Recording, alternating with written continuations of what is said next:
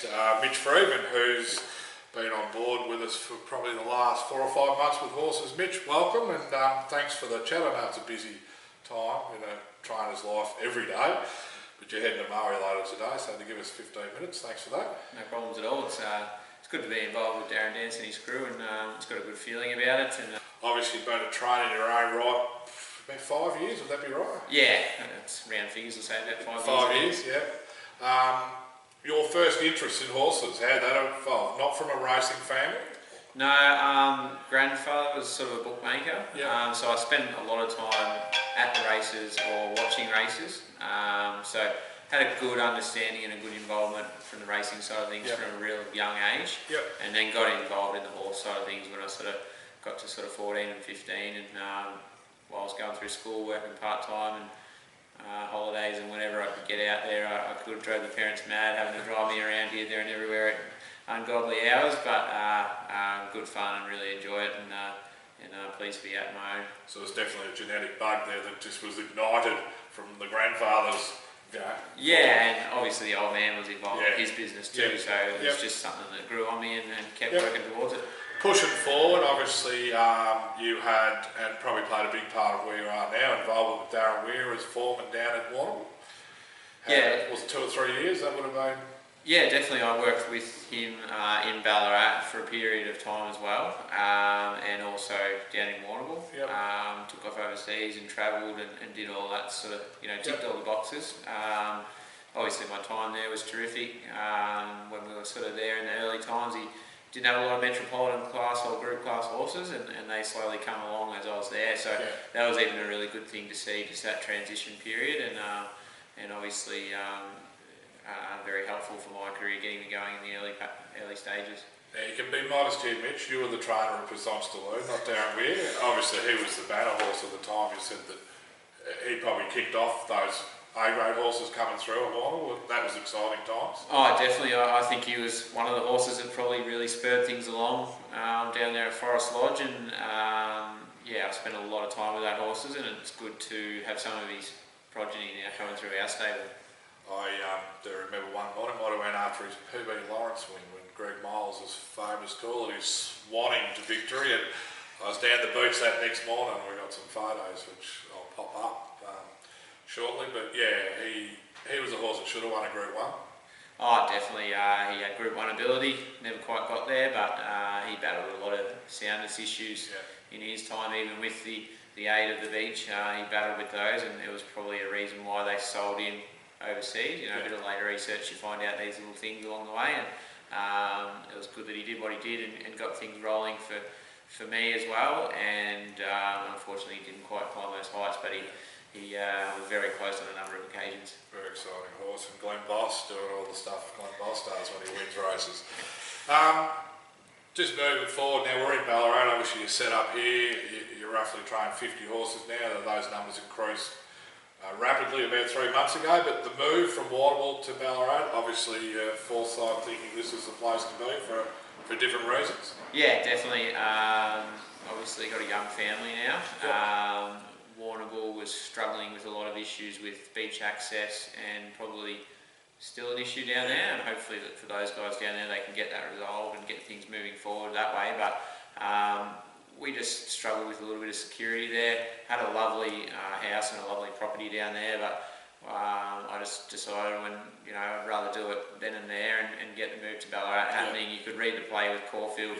There was murmurs around that Caulfield wouldn't be around forever, and I just knew that Ballarat would be in demand in the not too distant future. And it's obviously very central to a lot of racetracks, so I like that side of it. I love the training facilities here. We've got a terrific setup with our stables as well. The horses eat here, they're happy here, and race well out of here. So it's been a really good move, and it's something that I take tremendous pride in doing, and there was a risk that we had to take, and I'm glad it's starting to reap the benefits now. Obviously a big point of difference is the hill track, which is always getting mentions when there's winners at Ballarat. It's obviously used as part of your training regime heavily?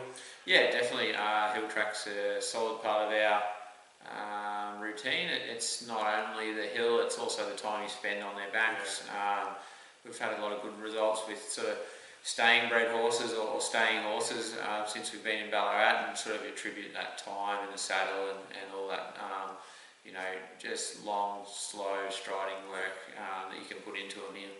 I'll just roll back to the Darren Weir, because obviously where he was, through his unfortunate circumstances, he was very complimentary of yourself and telling us that horses should come here, and we did get 6 or 7 horses here. Is there anything, I mean obviously you worked under different people, but was there anything that you just dragged along that you learned from Weary that's something you implement to today? There are a number of things, you know, it's the basics to feeding them and you know, the everyday care for them, whether it be the shoeing or you know, there's just a lot of things you picked up along the way from him, you know, whether it be the young horses being broken in or the older horses, the way that you should be working them. There's a lot of things you dragged out of there, there's some things you left behind, but it's like all places you go to when you're learning to train, you take the things that you want and leave the other things behind. Yep. Big point from me, and you know, not all trainers can do it, but the fact that you can get on all your horses and get a feel for them, that's obviously something that for you gives you a great guide. Yeah, definitely. Obviously, you know, it makes it a bit hard at times when you're riding them. You sort of miss a couple of the other ones, but definitely like to sort of ride 4 or 5 for the morning, have a feel for a certain few horses, whether one, you know, a rider might report to you that the horse either doesn't feel right mentally or physically, and it's a good opportunity for me to jump on, have a feel, see what I think, and you get another opinion, and yeah, it's something that I won't be giving up in a hurry, that's for sure.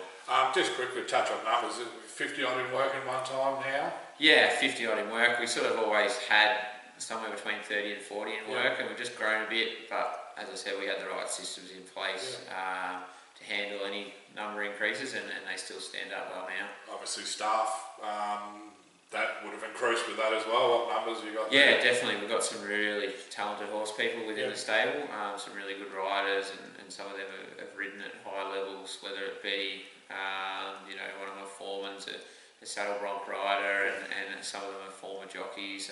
So it's that really good horse people that we've got around us that helps the stable run. Much more, Mitch. Obviously, you spoke of family and Jenna and young Meg. That was just one the other day. The balance of a trainer and family life must be hard. It is. Obviously, Jenna's probably counting the cash. Obviously involved from an admin point of view. Yeah, it doesn't take her long to count the cash, I tell you. Not too much credit. But yeah, she's involved heavily in the business. So you know, yesterday she came for a trip up to Wangaratta with Meg, and you know, there's some time you get to spend with them, even though you're out and about. But it's obviously tricky, but it's working okay for us at the moment. And yeah, obviously that was part of moving to Ballarat with you know, just a bit less time spent on the road. Just from a point of view, Mitch Freedman and A2B, you know, what's the biggest thing you think you can offer us and our owners? I mean, communications is huge this time, and we've been impressed with what you've been putting out to us. That's something you really have your finger on the pulse with. Yeah, obviously we sort of surveyed our personal owners not long ago, and just sort of wanted to get a feel for what their thoughts on were with our business, and some of the feedback, you know, we said, do you want an update once every 2 days, or do you want an update weekly, or do you want an update fortnightly? And you know, the feedback we got was people want to hear weekly updates. Now, it doesn't usually matter too much whether it's an audio or a written or a visual. They just want to hear what's going on. So I try and make sure I sit down at least once a week, and then obviously when you're racing, your pre-race, post-race sort of stuff as well. And when I'm talking a stable that grew to 600 numbers with Weary, which obviously Darren Dan's had probably 40% of his horses there. What we're loving is actual pre-race and post-race thoughts, and I think the owners, the feedback we're getting is just hearing it and your thoughts. You obviously put a lot of time into studying the races, and you understand where your horse is and where they fit into the race. That's something you really put a lot of emphasis on. Yeah, definitely, and we also get a bit of outside help with assessing fields and speed maps, and then also just assessing performances post-race as well. So it all works in. I think that's probably one of the most important things about training is knowing where your horses sit and where they're suited to running. So that's something we work pretty hard at, and I think you can sort of tell by the way things are tracking along that we're doing it the right way. Just numbers, how many winners roughly? 23 for the season now. The only reason why I know that straight off the bat is every year we're trying to just get a couple more winners, and we've levelled up with last season now with a good bit of time remaining. So pleased to see that happen, and hopefully before the end of the season we can squeeze a few more in. A couple of ATVs, you're right too. So the little targets, you reassess every year and just try and raise the bar a little bit without, just working with what you got, but more winners, I suppose. Yeah, definitely. And we talk about this stuff with reviewing, surveying our owners and that sort of stuff. And when we grew in numbers rapidly, we've undertaken a business, it's just assessment and just started a bit of a business plan. And you're really turning things into getting by week to week to really trying to build a brand and build a business that way. So that's something we've focused on pretty heavily. It's not all about setting goals of how many winners you can get. It's about pleasing your clients and making sure they're enjoying the service we're providing, because at the end of the day, it's an entertainment industry, and if it's not entertaining, someone will go and buy a boat. That brings me to the next question. Do you get more enjoyment out of getting a stayer to win a race, or a sprinter, or is it just, winners are winners, but is it more, there's more work in a stayer? Or is it... I just think you've got more of a chance sometimes with the staying horses, because in the sprinting races it's pretty simple. If you're not fast enough, you're not fast enough.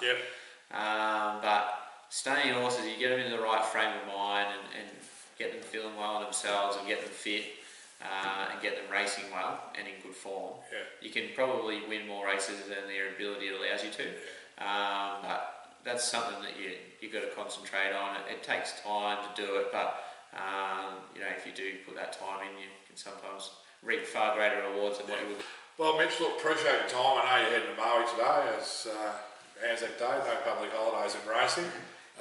Good luck today. Thanks for your time. And look, I know we're in the voting process with a lot of our yearlings, and we're wrapped with what Mitch has provided us with. I think half a dozen might have come over quickly from Weary, and I think while there's a couple we're sort of treading water with, the other four are all, if they haven't won, they're heading in the right direction to win, and things hopefully can just continue to grow. And don't forget Mitch if you're thinking about an up-and-coming trainer that's obviously been guided by the best and forging a great career himself. So thanks for your time, Mitch, and good luck for the future, and hopefully it's an ATV one as well. Yeah, no worries, appreciate it. Thanks, Morgs.